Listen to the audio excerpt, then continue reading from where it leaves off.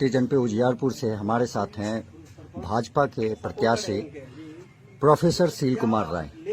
नमस्कार सर, सबसे पहले हम जानना चाहेंगे आपके नाम के साथ प्रोफेसर जुड़ा हुआ है, तो इसके बारे में कुछ बताइए। और ये प्रोफेसर जुड़ना ही अपने आप में बहुत बड़ी बात होती है, क्योंकि ये शिक्षा जगत से जुड़ा हुआ है और बिहार में अभी भी शिक्षा बहुत ऊपर तक नहीं गया है। तो इसके बारे में आप कुछ बताइए और अपने साथ जो प्रोफेसर जुड़ा हुआ है उसके बारे में कुछ बताइए।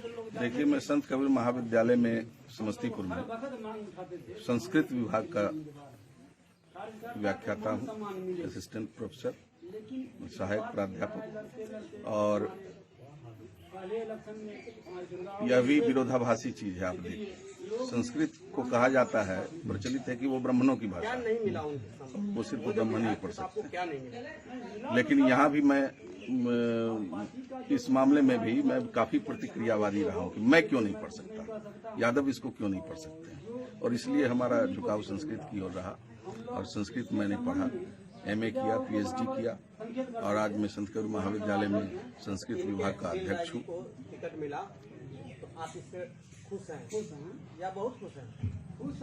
आप मतलब संस्कृत के प्रोफेसर रहे हैं, अभी आपको भाजपा से टिकट मिली है।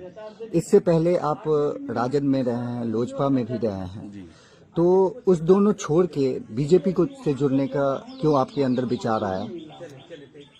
अब आप ये समझिए कि जब मैं राष्ट्रीय जनता दल में था, वह एक स्वाभाविक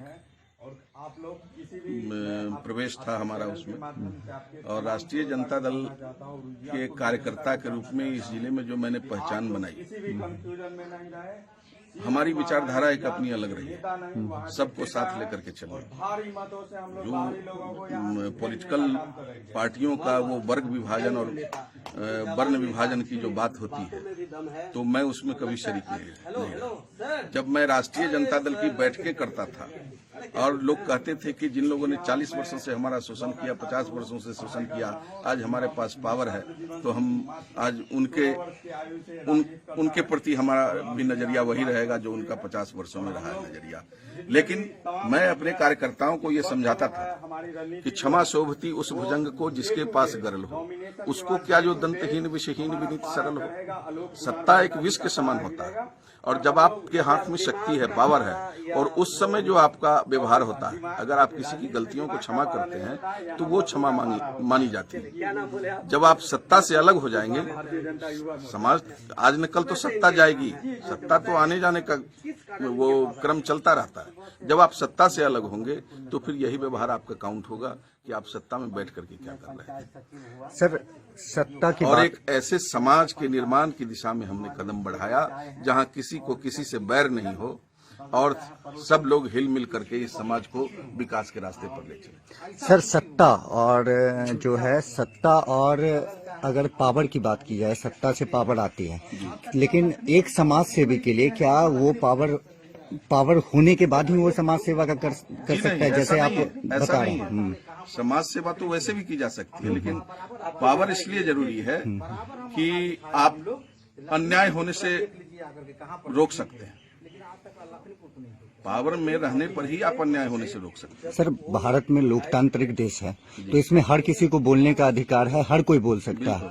तो इसमें पावर आने के बाद ही आप किसी अन्याय के लिए आवाज उठा सकते हैं, ऐसा तो कोई बात नहीं है। आप तो वैसे भी बिना पावर में रहते आवाज उठा सकते हैं। हाँ, लेकिन सत्ता में बैठे हुए लोग उस आवाज को दबाने का काम करते हैं। आम धारणा ये। अच्छा, लेकिन हमारी धारणा ठीक इसके विपरीत रही कि जब पेड़ में फल लगते हैं तो उसकी डाली को झुकना चाहिए।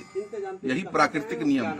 एकदम सही। प्राकृतिक नियम यही है कि जब पेड़ में फल लगते हैं तो उस डाली को झुकना चाहिए। तो वो सत्ता एक फल है जो जिससे डाली झुकेगी, तभी वो समाज के अच्छे समाज के निर्माण, और उस फल को वो तमाम लोगों तक उसकी पहुंच बरकरार हो।